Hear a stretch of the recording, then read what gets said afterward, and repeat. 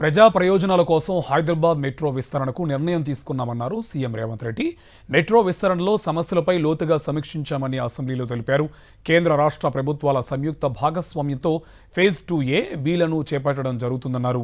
Private నిర్వహణలో ఉన్న phase 1ను L&T నుంచి HMRL ద్వారా స్వాధీనం చేసుకుంటున్నామన్నారు. మెట్రో నెట్వర్క్ విస్తరించాలనే వివిధ వర్గాల డిమాండ్ మేరకు మెట్రో విస్తరణకు రాష్ట్ర ప్రభుత్వం నిర్ణయం తీసుకుంది. విస్తరణకు ఉన్న అడ్డంకులను, ఎదురవుతున్న సమస్యలను లోతుగా సమీక్షించింది. ప్రస్తుతం ఉన్న మెట్రో ఫేజ్ 1 మొత్తము 69 కిలోమీటర్ల మేరకు నిర్మాణం జరిగింది. ఫేజ్ 2A 76.4 కిలోమీటర్లు, ఫేజ్ 2B 86.1 కిలోమీటర్ల మేర విస్తరణ ప్రతిపాదనలు కేంద్ర ప్రభుత్వానికి సమర్పించడం జరిగింది. ఫేజ్ 1 మెట్రో ప్రైవేట్ నిర్వహణలో ఉండగా కేంద్ర రాష్ట్ర ప్రభుత్వాల సంయుక్త భాగస్వామ్యంతో ఫేజ్ 2A అండ్ B ప్రభుత్వ ప్రాజెక్టుగా చేపట్టేందుకు ఎదురవుతున్న సాంకేతిక, చట్టపరమైన, నిర్వహణ సమస్యల్ని దృష్టిలోకి తీసుకోవడం జరిగింది.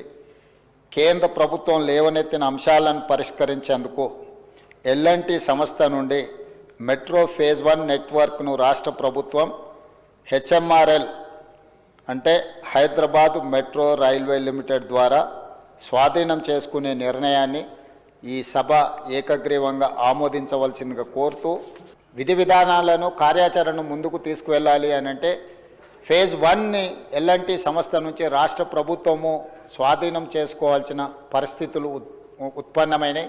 అందుకోసం ఈరోజు మెట్రో 1ని L&T నుంచి రాష్ట్ర ప్రభుత్వము స్వాధీనం చేసుకోవడానికి అవసరమైన తీర్మానాన్ని ఈరోజు సభలో ప్రవేశపెట్టడం జరిగింది.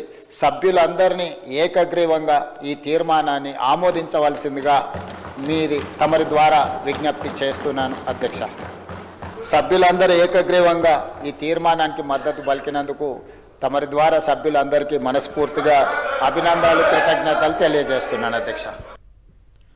మెట్రో విస్తరణ బిల్లు అంశంలో అసెంబ్లీలో ముఖ్యమంత్రి రేవంత్ ప్రకటనపై హరీష్ రావు అభ్యంతరం వ్యక్తం చేశారు. ప్రతిపక్ష సభ్యుల అభిప్రాయం తీసుకోకుండా బిల్లు పాస్ అయిందని ఎలా ప్రకటిస్తారని ప్రశ్నించారు. తీర్మానాన్ని ఏకగ్రీవంగా ఎలా పాస్ చేస్తారంటూ ఫైర్ అయ్యారు. సభ నడిపే విధానం ఇది కాదంటూ మండిపడ్డారు హరీష్ రావు. స్పీకర్ సార్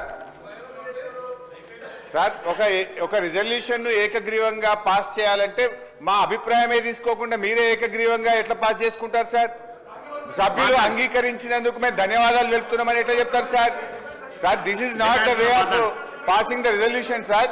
ఇది శాసనసభ నడిపేటువంటి వ్యవహారం కాదు, ఇది పద్ధతి అంతకంటే కాదు సార్. శాసనసభ ఇప్పుడు స్టేట్మెంట్ ఇవ్వడం మీ రైట్ సార్, స్టేట్మెంట్ మీద డిస్కషన్ లేదు. కానీ ఏకగ్రీవంగా శాసనసభలో తీర్మానం పాస్ చేయాలన్నప్పుడు ఇది అందరి సభ్యులు